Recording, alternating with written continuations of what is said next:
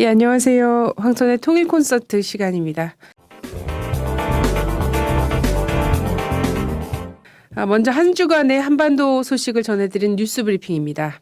도널드 트럼프가 제45대 미국 대통령에 당선되었습니다.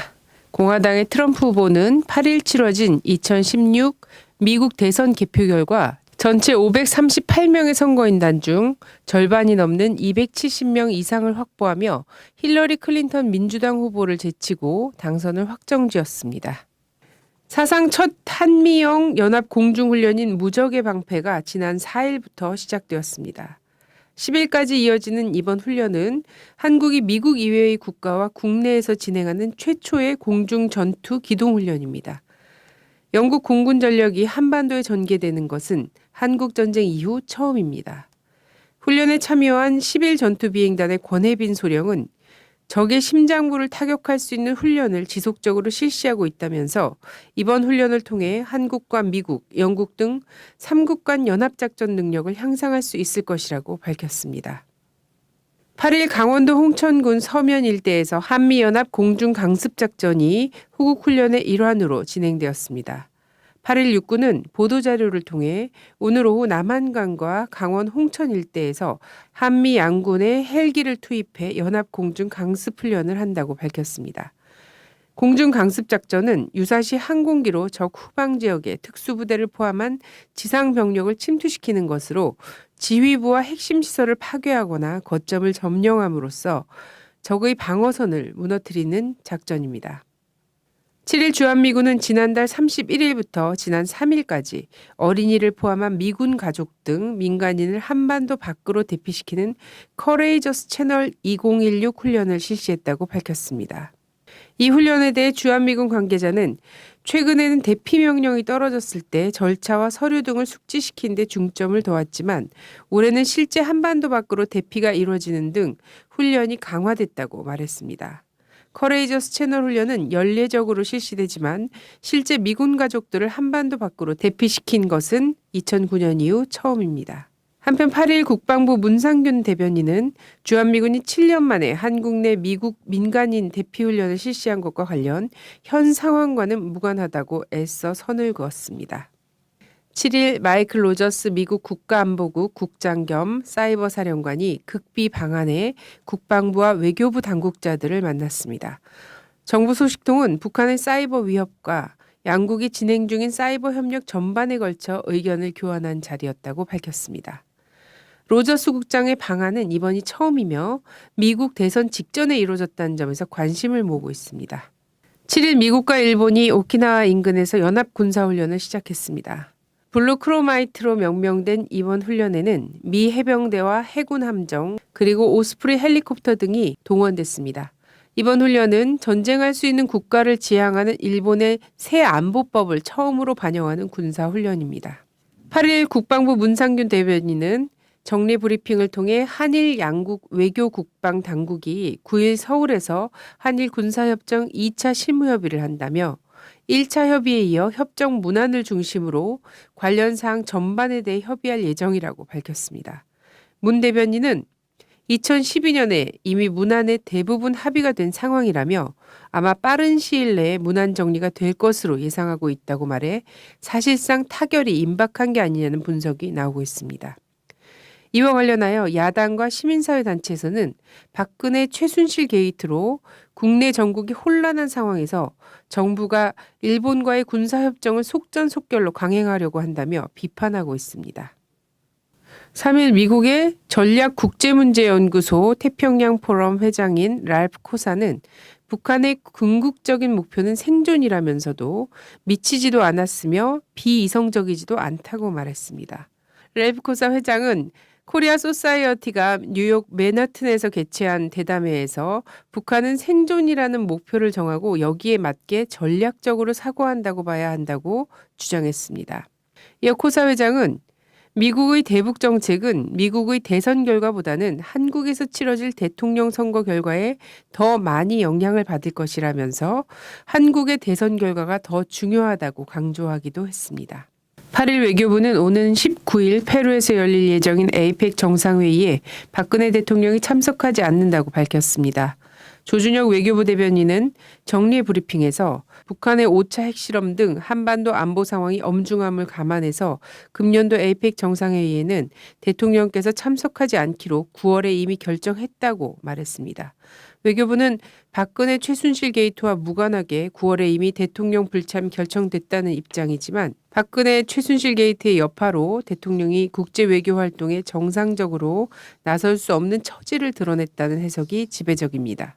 4일 브룩스 한미연합사령관은 육군협회 주최로 열린 조찬 강연회에서 한미동맹의 강한 의지로 사드 포대의 한국 전개를 추진할 것이라며 10달 안에 주한미군 내 사드 배치를 마칠 것이라고 밝혔습니다. 한국에 배치된 사드 포대 규모는 괌의 사드 포대보다 더 큰 규모가 될 전망입니다. 브룩스 사령관의 언급은 늦어도 내년 8월쯤 사드 배치 작업이 마무리되는 것이어서 내년 말로 예정된 사드 배치가 예상보다 빨리 추진된다는 의미입니다. 사드 배치 결정에 최순실이 개입되었다는 의혹에도 불구하고 국방부는 사드 배치 강행 의사를 밝혔습니다. 문상균 국방부 대변인은 7일 오전 정례브리핑에서 국가 안보와 관련된 사항은 어떠한 상황에서도 흔들림 없이 추진되어야 한다는 것이 우리 군의 기본 입장이라며 사드 문제를 비롯해서 다른 안보 현안은 계획대로 추진될 것이라고 강조했습니다. 지난 2008년과 2009년 미국 정부의 대북 식량 지원에 큰 역할을 맡았던 빅터 슈 전 월드비전 북한 담당 국장이 최근 북한을 다녀온 소감을 밝혔습니다. 9월 24일부터 29일까지 평양을 방문한 빅터 슈 전 국장은 북한이 과거에 비해 피해 상황을 빠르게 파악하고 수치화했다며 북한 당국의 재난 대응이 빨라졌다고 말했습니다. 한편 1980년대부터 평양을 30차례 이상 방문한 빅터 슈 전 국장은 최근 평양의 외관이 놀랍게 변했다고 말했습니다. 그는 평양에 현대식 건물이 많이 들어섰고 일부 오래된 건물들은 새롭게 재건축됐다며 과거 방문했던 만경대 혁명학원, 국제친선전람관, 향산호텔 등이 대대적인 개보수를 통해 완전히 새로운 건물로 보였다고 전했습니다. 또 최근 개장한 평양중앙동물원 내 자연사 박물관은 미국 뉴욕의 박물관과 비견될 만큼 훌륭했다고 말했습니다. 연석회 북측 준비위원회는 내년 3월 1일 개최를 목표로 추진하기로 한 전민족적인 통일대회합의 남북 해외 실무회의를 이달 말 중국 심양에서 갖자고 제안했습니다. 연석회의 북측 준비위는 3일 연석회의 남측 추진기획단과 연석회의 해외측 준비위 앞으로 보낸 제안서에서 전민족적인 통일대회합을 적극 추진하기 위한 보다 구체적인 문제들을 협의하기 위하여 오는 11월 말 중국 심양에서 남북 해외 실무회의를 진행하자는 것을 제의한다고 밝혔습니다.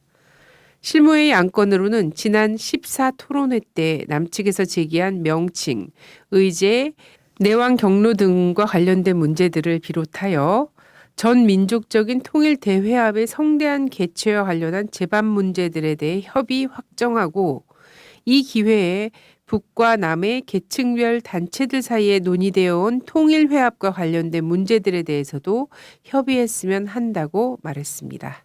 민변을 두고 간첩을 옹호한다고 언급했다가 소송을 당한 새누리당 김진태 의원이 1심에 이어 항소심에서도 명예훼손에 따른 손해를 배상할 책임이 있다는 판결을 받았습니다.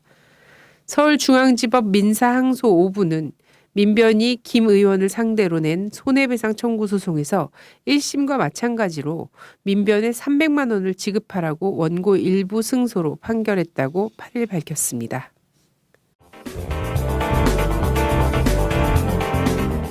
이번 심층 분석 시간입니다. 다수의 예상을 깨고 미국 대선에서 트럼프가 당선이 되었습니다.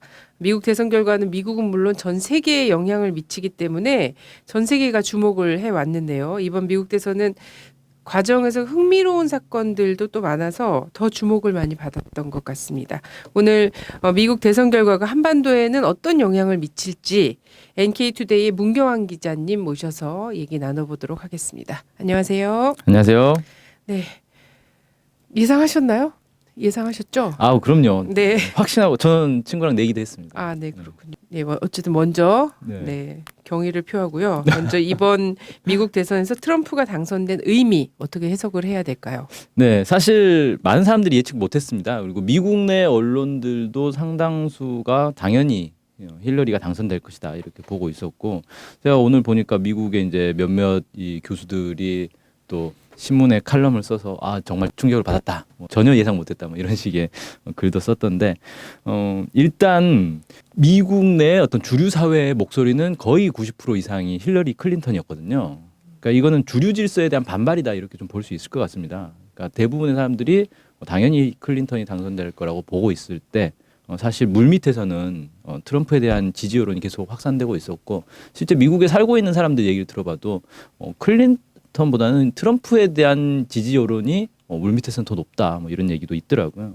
주류 사회는 당연히 이제 힐러리를 밀고 있을 때 이런 주류 질서에 미국 국민들이 어떤 반발한 것 아닌가. 그래서 사실 트럼프가 더 뛰어난 인물이어서 트럼프가 당선됐다기보다는 어떤 힐러리에 대한 반발로 인해서 트럼프가 당선된 그런 이제 측면도 있지 않은가 이렇게 좀 보여지고요.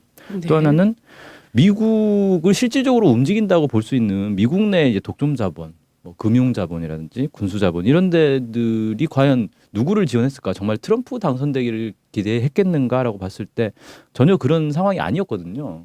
겉으로는 아닌 척하고 비밀리에 트럼프를 지원했는지는 모르겠는데 그런 정황은 전혀 나타나지 않고 있고, 그래서 미국 사회의 어떤 독점 자본의 장악력이 그만큼 약화된 것 아닌가, 그렇게 해석할 수도 있을 것 같습니다.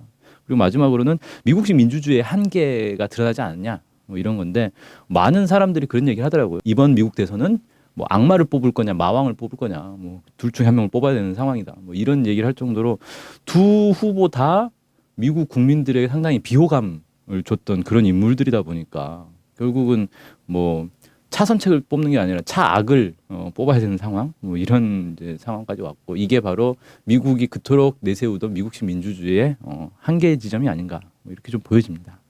그래서 뭐 클린턴이 대단히 기득권 그리고 엘리트 굉장히 안정적인 그렇죠. 사회를 대변하는 그런 이미지가 훨씬 더 이 트럼프보다 강했고, 그런 것들에 대한 반감과 이런 것들이 있지 않았나 이런 분석들도 있더라고요. 근데 주류 질서에 대해서 반발하고 독점 자본 장악력이 약화됐다고 해서 더 좋은 미국으로 뭔가 결과적으로 보여진 것 같진 않은데, 그렇죠. 네, 하여튼 그 내면 표심을 잘 좀 분석을 해볼 필요가 있는 것 같습니다.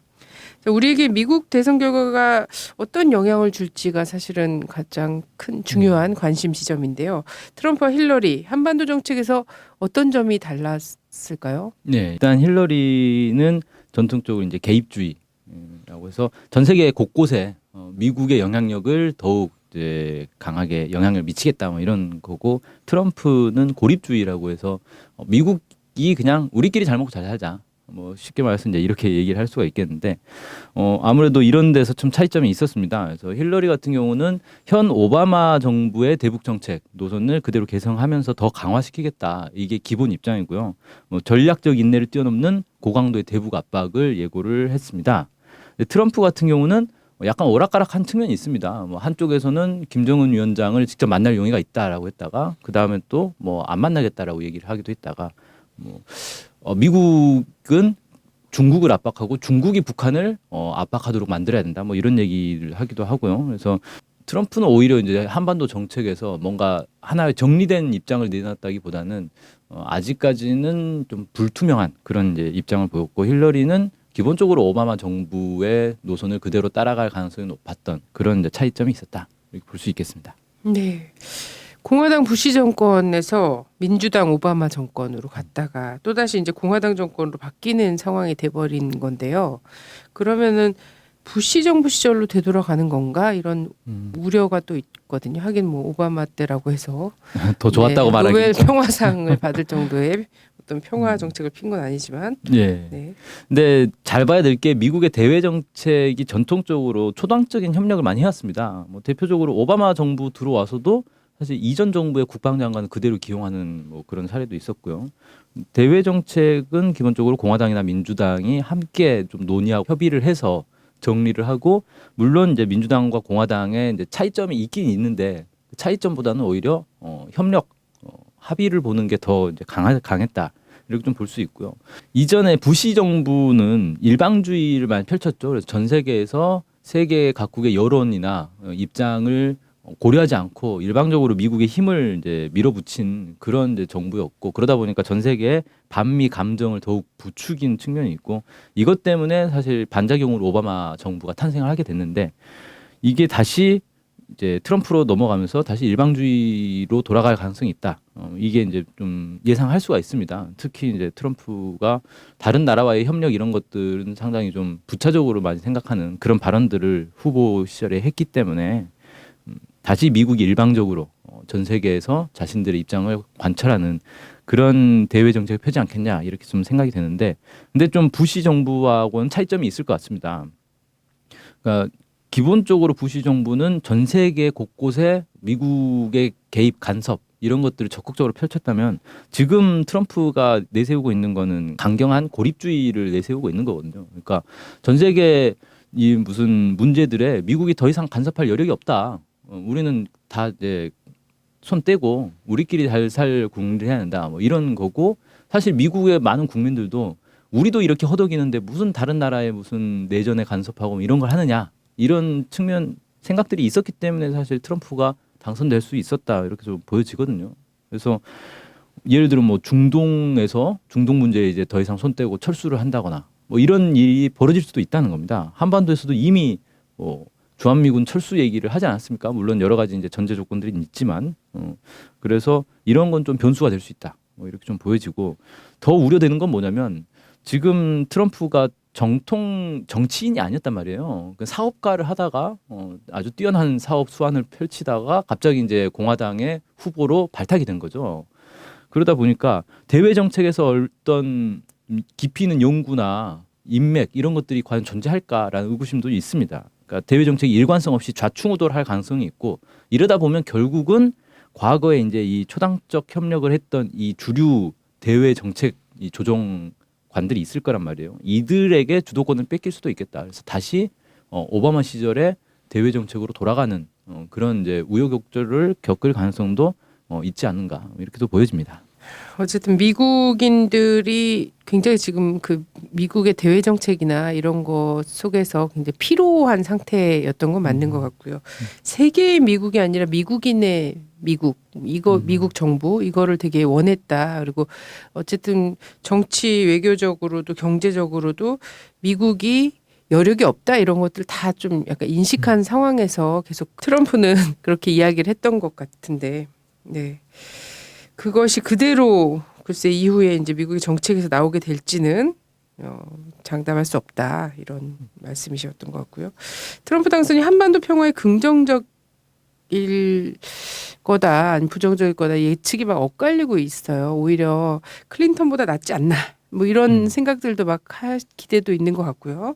어떻게 보시는지요?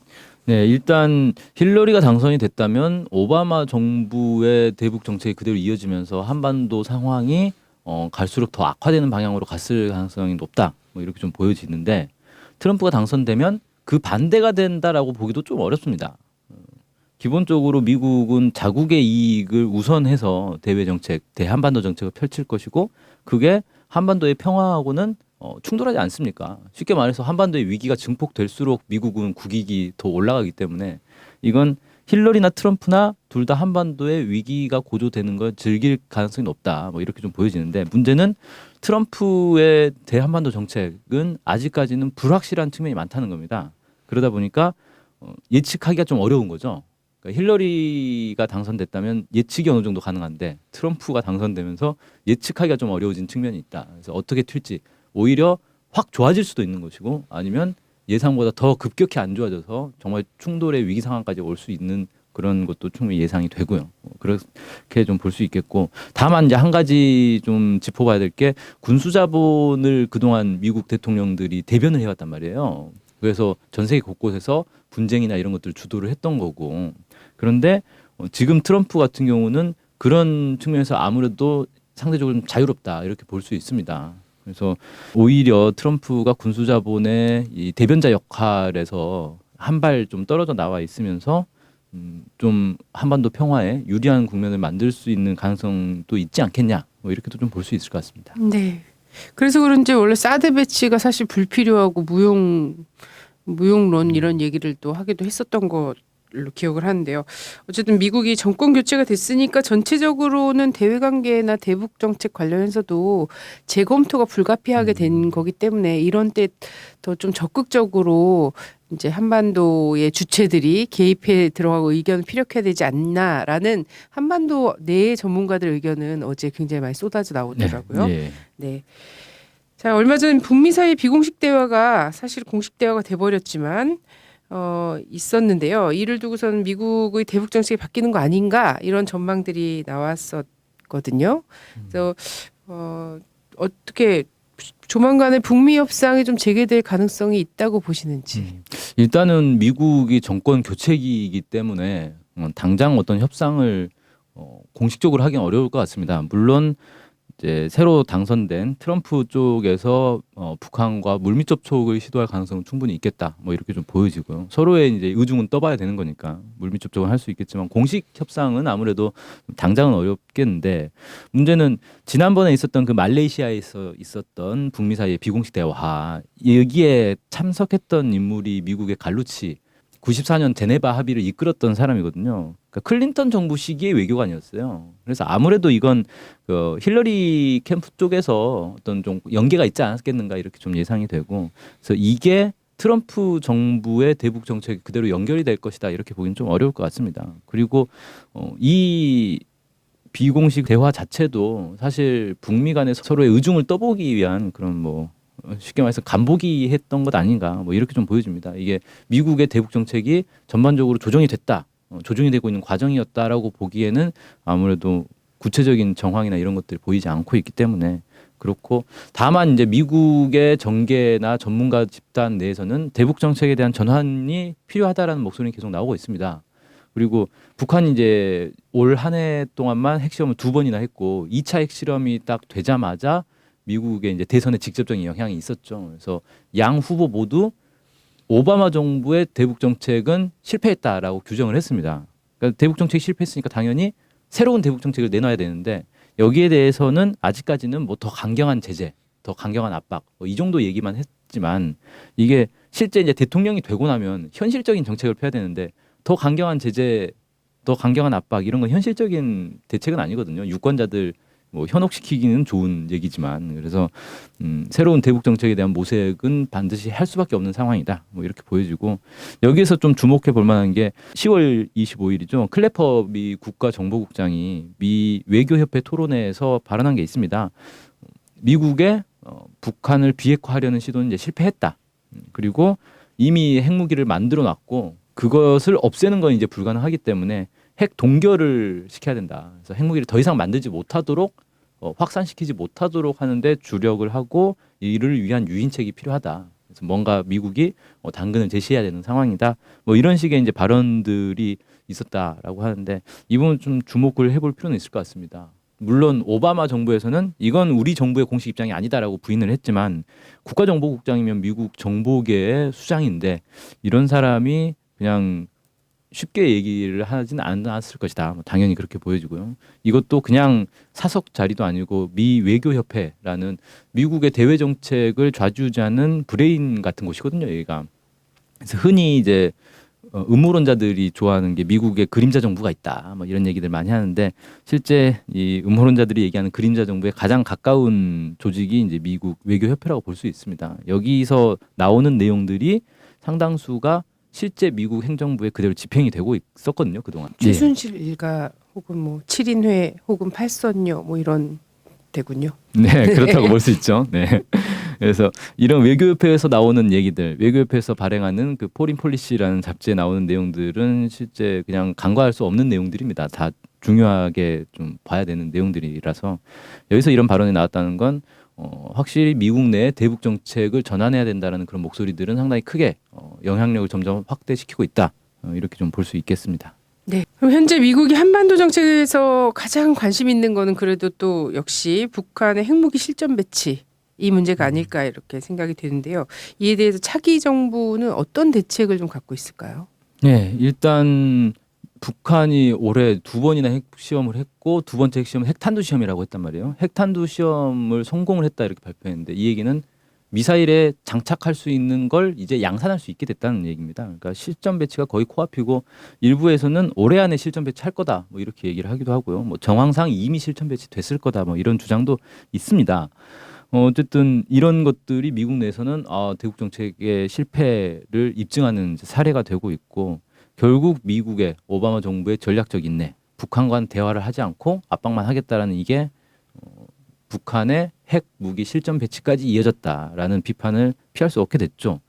근데 문제는 실전 배치를 하고 나면 실전 배치하기 이전과는 완전히 다른 정황이 펼쳐지게 됩니다. 그러니까 핵무기가 있다 하더라도 실전 배치를 하기 전에는 전쟁을 통해서 핵무기를 제거할 수가 있는데 핵무기를 이미 실전 배치해버리면 전쟁을 하는 순간 이건 핵전쟁이 되고 미국도 핵 무기의 공격을 받을 각오를 하고 전쟁을 해야 되는 상황이라는 겁니다. 그럼 미국이 과연 핵무기 좀 맞더라도 전쟁해보자라고 결단할 수 있겠는가? 상당히 어렵겠죠. 그러니까 북한 같은 경우는 한국 전쟁 때부터 이미 핵무기의 공포감이 있었기 때문에 핵 공격에 대한 대비를 다 해놨단 말이에요. 지하 시설들 뭐 이런 것들을 상당히 꼼꼼하게 갖춰놨는데 미국은 자국의 공격을 받아본 적이 없기 때문에 뭐 미국이 가장 크게 얘기하고 있는 게 9.11 테러가 이제 가장 큰 공격이었다 뭐 그러는데 핵 폭발은 뭐 9.11 테러하고는 비교가 안 되는 거죠. 그래서 만약에 미국 뉴욕 한복판에 핵무기가 떨어진다. 이건 미국으로서는 상상할 수 없는 일인 거고 아무런 대비가 없죠 여기에 대해서는. 그래서 만약에 실전 배치가 끝나버렸다라고 하면 이제 사실상 전쟁은 불가능한 상황이다. 미국이 그냥 자국을 포기하지 않는 이상 전쟁을 할 수 없는 상황이 되는 거고 여기에 대해서 이제 차기 정부는 전쟁을 할 수 없는 상황이 확실해졌기 때문에 여기에 대한 대책이라고 하면 결국은 이제 대화 협상밖에 없는 상황 이렇게 볼 수밖에 없고 지금 뭐 여러 가지 얘기들은 많이 하고 있지만 결국에 가서는 북한에게 핵무기 동결 얘기를 하면서 뭐 일각에서는 3노라고 해가지고 뭐 핵무기를 더 이상 만들지 않고 뭐 다른 데 이전하지 않고 뭐 이런 몇 가지 전제 조건을 제시하고 협상을 통해서 그냥 평화협정 맺고 북미 관계를 그냥 정리를 하는 수순밖에 없지 않느냐 이런 얘기도 나오고 있는데 결국은 그 길로 갈 수밖에 없을 것이다 뭐 이렇게 좀 보여집니다. 네. 일부 언론에서는 미국 대선을 전후해서 북이 뭐 ICBM을 발사를 한다든가 이런 좀 도발을 할 것이다. 이렇게 예측을 했었는데 그 예상은 좀 빗나간 것 같고요. 이제는 또 이제 차기 미국 정부가 내년 1월 20일 취임을 하지 않습니까? 그때 즈음해서 또 북이 무엇을 할 것이다라는 예상들이 나올 수 있는 시기죠. 이것에 대해서 어쨌든 취임에 즈음해서 북한은 어떤 좀 대응을 할 것인가 예측이 가능할까요? 예, 일단 미국도 그렇고 한국도 그렇고 북한이 뭔가 군사적 행동을 해주기를 상당히 기대하는 사람들이 많이 있는 것 같습니다. 근데 북한이 뭐 우리가 여기서 총 쏴달라고 한다고 해서 총 쏘는 그런 나라가 아니기 때문에 자 올해 북한이 핵시험을 2번이나 했고요. 미사일도 몇 번을 쐈는지 셀 수 없을 정도로 많이 쐈습니다. 이건 뭐냐면은 만약에 이게 미국에게 우리 협상하자, 대화하자라는 신호였다라고 본다면 약간 앞뒤가 안 맞는 게 있습니다. 왜냐하면 지금 오바마 정부는 임기 말이었어요. 이미 미국은 올 초부터 이미 대선 국면으로 들어간 상태였고 이런 정부랑 대화를 하는 게 북한 입장에서는 별 효용성이 없다는 거죠. 그런데도 계속 군사적 압박을 했습니다. 이게 과연 오바마 정부를 압박하기 위한 수였겠는가? 별로 그렇다고 보여지지 않고 차기 정부에게 미리 보여주는 거죠. 그러니까 차기 정부를 뭐 직접 압박하기보다는 누가 되든지 북한 입장에서는 사실 힐러리가 당선되든 트럼프가 당선되든 자기들에게는 차이가 없다라고 인식하고 있을 가능성이 높고요. 누가 당선되든 우리는 이런 힘을 키웠고 오바마 정부가 우리에게 적대 정책을 폈기 때문에 우리가 이렇게까지 나왔다. 그러니까 너네는 알아서 판단해라. 우리가 직접 행동하기 전에 알아서 판단해라. 뭐 이런 이제 압박을 했던 것 아닌가, 시위를 한 것 아닌가. 뭐 이렇게 좀 보여집니다. 그래서 내년 1월 20일 뭐 취임에 맞춰가지고 북한이 뭘 할 거다. 이건 너무 자기의 바람을 표현한 것 같고요. 실제 그런 것보다는 차기 미국 정부가 북한을 향해서 어떤 정책을 펴는가. 그리고 이 당연히 취임 전부터 물밑 접촉들은 추진을 할 거기 때문에 이런 데서 미국의 의중, 새 정부의 의중을 파악하고 북한이 거기에 맞춰서 또 대응을 하지 않겠나. 이렇게 보여집니다. 한미 관계에도 관심이 많습니다. 사람들이 트럼프는 선거 과정에서 주한미군 철거 얘기를 한 바가 있습니다. 그 공약만큼 좀 지켰으면 좋겠다 이런 한국인들도 많이 있는데 네. 이게 어떻게 될까요? 네, 물론 트럼프가 그냥 일방적으로 주한미군을 철수하겠다라고 발표한 건 아니죠. 이 동맹국 무임승차론이라는 걸 주장을 했습니다. 그러니까 미국이 전 세계 곳곳에 미군을 파병을 해줬는데 뭐 동맹국들은 그 떡고물만 얻어먹고 있다. 그러니까 제 값을 치러야 된다라는 겁니다. 그래서 지금 주한미군 주둔비 방위 분담금을 2배로 인상을 해야 된다. 뭐 이런 식의 주장을 한 거예요. 그러니까 너무 대폭 인상을 하는 건데 그걸 이제 한국 정부에게 요구할 가능성이 높죠. 그리고 벌써 트럼프 당선 소식이 나오자마자 한국 정부에서는 뭐 미국과 협상을 통해서 그 주한미군 주둔비 인상액을 좀 줄여보겠다 이런 얘기를 하더라고요. 아니 지금 무슨 얘기를 하는지 모르겠는데 줄일 게 아니라 지금 철수할 때면 철수해봐라. 우리는 한 푼 더 못 준다. 이렇게 나가야 되는 상황 아닌가?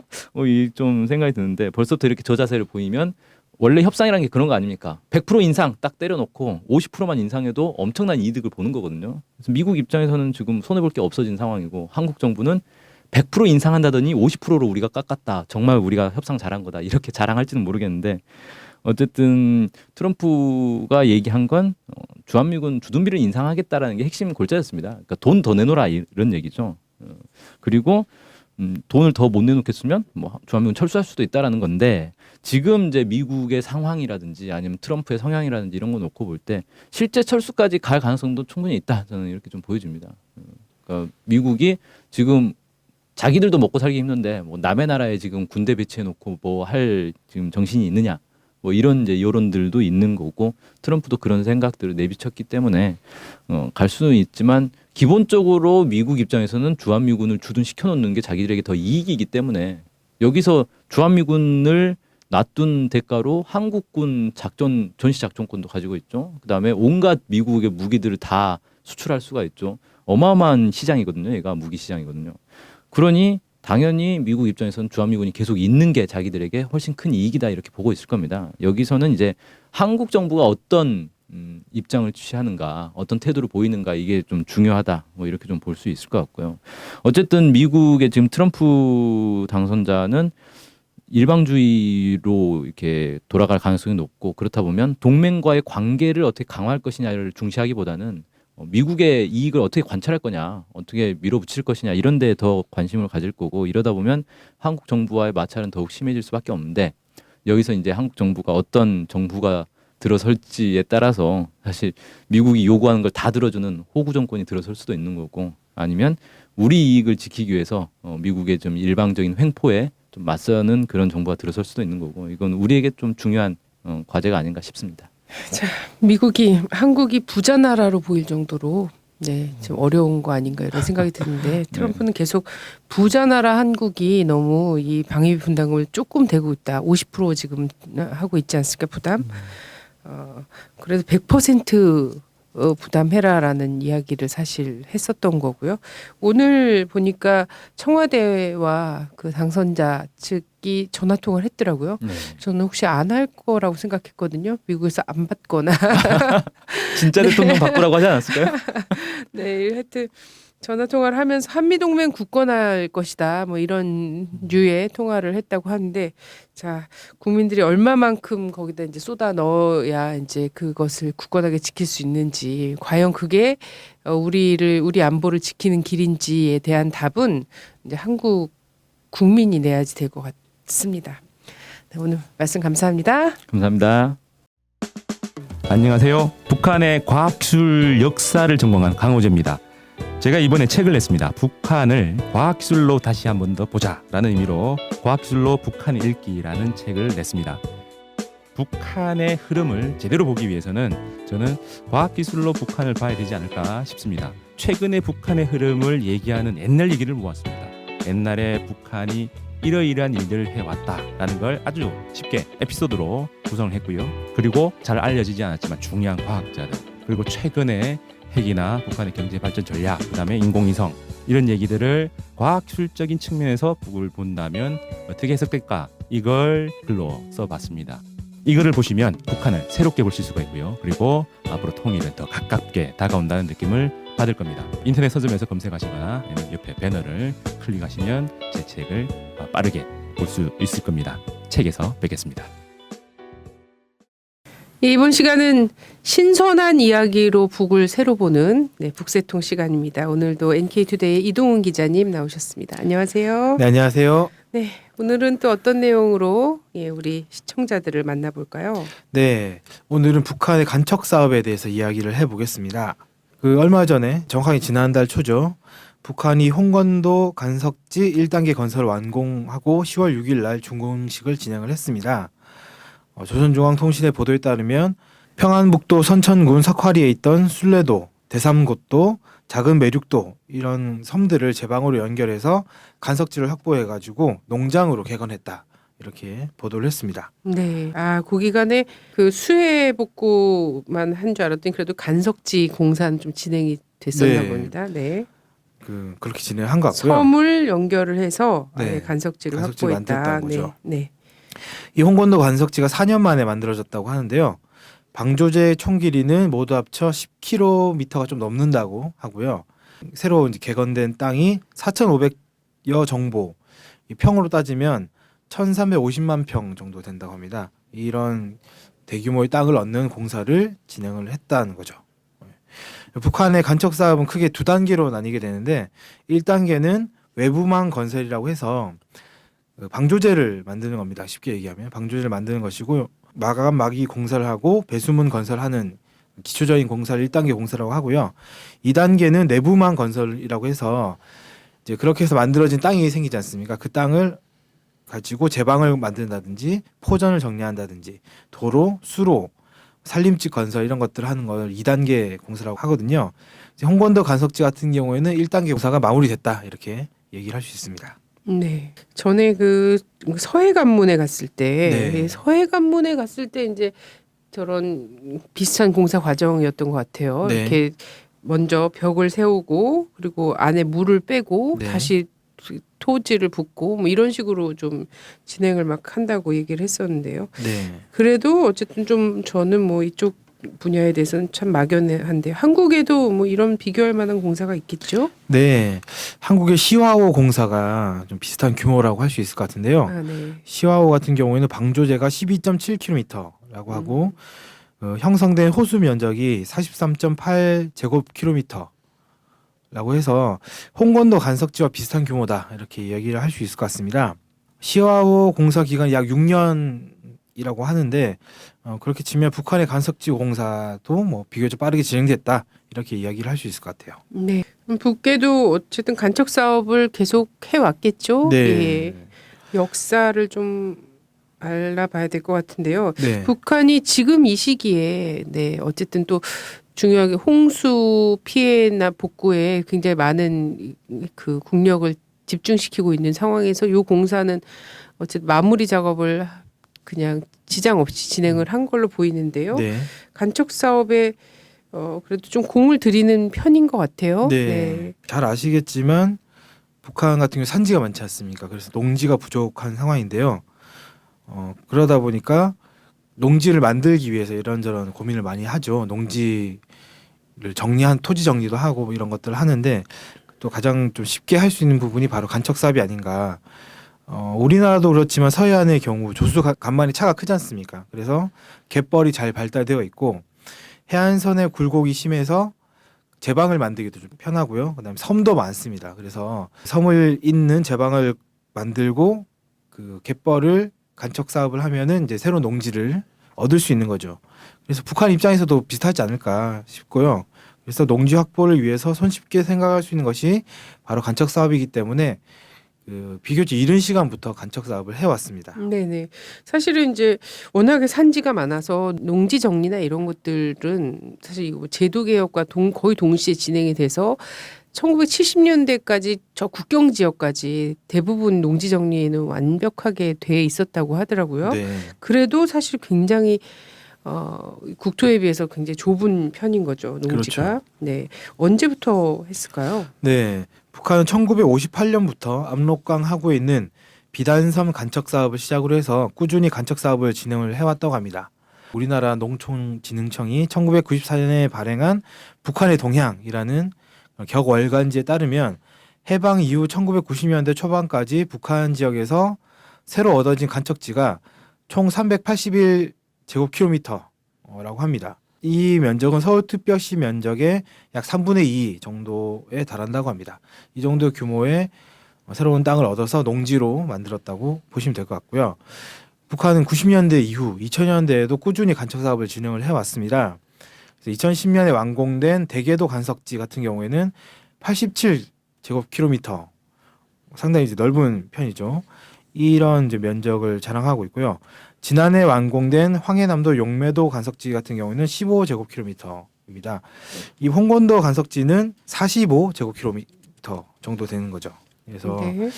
2000년대 이후에도 상당히 많은 땅이 간척됐다 이렇게 보시면 될 것 같고요. 그 서해안에 다양한 곳에 간석지를 만들고 있습니다. 네네. 근데 이게 한국에도 요 간척 사업과 관련해서 꼭 이제 사회 문제가 되고 있지 않아요? 네네. 예, 특히 이제 환경 문제 이런 것들이 심각한 문제로 대두되는데 이 동네에는 그런 문제가 없을까요?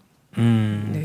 아무래도 간척 사업하면 이런 부분에 대해서 걱정도 많이 하고 실제 논란도 많이 돼 왔죠.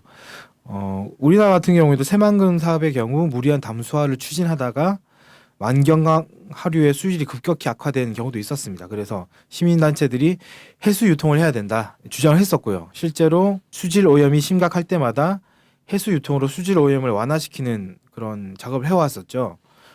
북한의 간척지 같은 경우에는 이런 해수 유통이 좀 이루어지고 있는 게 아닌가 이렇게 보입니다. 2010년 대계도 간석지의 경우 간척지 안에서 농지뿐만 아니라 염전과 양어장을 얻게 되었다 이렇게 보도를 했었는데요. 염전과 양어장이라고 한다면은 기본적으로 해수가 들어와야 가능한 거 아니겠습니까? 이제 그런 걸 봤을 때 북한의 간석지 같은 경우는 바닷물을 막고 무리한 담수화를 추진하는 것이 아니라 해수 유통을 기본으로 하고 있는 게 아닌가 좀 추정을 할 수 있을 것 같습니다. 네네. 자, 그래서 뭐 시와오 아까 새만금 얘기도 했었지만 그죠, 시와오의 경우에도 환경오염 문제가 심각하게 좀 제기가 되면서 네. 이거를 또 해수유통 이런 방법을 좀 찾으면서 수질 개선이 많이 됐다 이런 소식이 있더라고요. 네. 네. 실제로 2000년대 초반까지 엄청난 사회 문제가 됐었는데 해수 유통이 이루어지면서 수질이 상당히 개선돼 가지고 많은 생물체들이 다시 돌아왔다 이런 얘기가 있고요. 인공 습지까지 만들어졌다 이런 얘기도 있습니다. 인공위성 화상 데이터를 이용한 북한 서해안 지역의 미완공 간척지 조사라는 논문이 있습니다. 네. 네, 상당히 길죠, 제목이. 네네네. 이 논문에 따르면 북한의 간척지 개발 형태는 외곽 방조제가 완성되면 상류나 내지구의 소규모 저수지를 축조하고 그 하류에 논을 만드는 형태인데요. 저수지에서 개답지구의 내리 흘림식 관계 방법, 그러니까 저수지에서 그 논에 물을 이제 보낸다는 거죠. 네. 이런 그 방법을 채용하는 방식입니다. 네. 네, 이렇게 하면서 그 보통의 담수와는 좀 다른 방법을 사용한다라고 볼 수 있을 것 같고요. 네. 그래서 해수 유통이나 이런 것들 더 전면화하고 있기 때문에 수질 오염이나 이런 부분들은 훨씬 더 적을 것 같고, 앞서 시화호 같은 경우 인공 늪지가 조성됐다고 했지 않습니까? 해수 유통이 전면화되면 인공 습지라든지 이런 것들 더 확보가 되지 않을까 이렇게 생각이 듭니다. 그래요. 간척지가 그냥 바다 물 막으면 땅이 생기는 것처럼 우리는 네. 사회 시간, 지리 시간에 배웠었는데 네네. 그 안을 또 어떻게 꾸리냐에 따라서 또 되게 알뜰살뜰하게 꾸려 나갈 수가 있겠어요. 네. 어쨌든 환경 오염을 막는 거를 가장 이제 크게 염두에 두면서도 그래도 또 이제 모자란 그 생활용 토지 이걸 확보를 하기 위해서는 정말 뭐 불가피한 사업이 아닌가 이런 생각이 드는데, 자, 북한이 이 간척 사업한 곳을 간석지라고 부르잖아요. 네네. 우리는 간척지라고 하잖아요. 네, 이게 뭐 그 일반적으로 단순히 그렇게 하죠. 용어의 차이인가요? 간석지, 간척지? 사전에 따르면 간석지는 밀물 때는 바닷물에 잠기고 썰물 때는 물 위로 드러나는 개펄이다, 이런 뜻을 가지고 있는데요. 북한이 간척 사업을 진행한 곳을 간석지로 부르는 게 개펄을 조성하는 걸 염두에 두는 게 아닌가라는 생각이 들었거든요. 앞서 해수 유통이 전면화됐다고 했는데 해수 유통이 전면화되면 아무래도 인공 습지라든지 이런 것들의 조성도 더 용이해지기 때문에 그런 것들 염두에 두고 이런 용어를 쓰는 게 아닌가라는 예상을 해봅니다. 네네. 어떤 쪽에 이제 주 목적을 두고 있느냐에 따라서 해수 유통의 정도나 이런 그 토지의 뭐 활용 뭐 이런 네. 거 전혀 달라질 수도 있을 것 같습니다. 네네. 오늘도 특이한 재료를 갖고 말씀을 해주셨어요. 네. 감사합니다. 네, 감사합니다. 자, 끝으로 함께하는 일정입니다. 11월 12일 민중 총궐기가 진행이 됩니다. 12일 오후 2시 서울 각지에서 청년학생 총궐기, 전국 노동자대회, 농민대회, 빈민장애인대회, 여성대회, 시민대행진이 진행됩니다. 오후 3시 탑골공원에서는 청소년 시국대회가 진행됩니다. 오후 4시 서울광장 및 태평로 일대에서는 박근혜 퇴진 민중 총궐기 대회가 진행됩니다. 많은 참여와 관심 부탁드립니다. 감사합니다. 주권방송이 민중의 눈과 귀를 멀게 하는 공중파와 종편, 신문들에 맞서 진보 언론의 사명을 다할 수 있는 힘은 애청자분들의 적극적인 참여에 있습니다. 주권방송을 후원해 주십시오. 홈페이지 www.615tv.net에서 민들레 홀씨 정기 후원인이 되어주시거나 우리은행 1005-501-779-765 주식회사 주권방송으로 직접 후원을 해주셔도 좋습니다. 저희 주권방송은 평화 번영과 민주 회복을 위한 진보 언론의 사명을 성실히 수행할 것입니다. 주권방송과 함께해 주시기 바랍니다.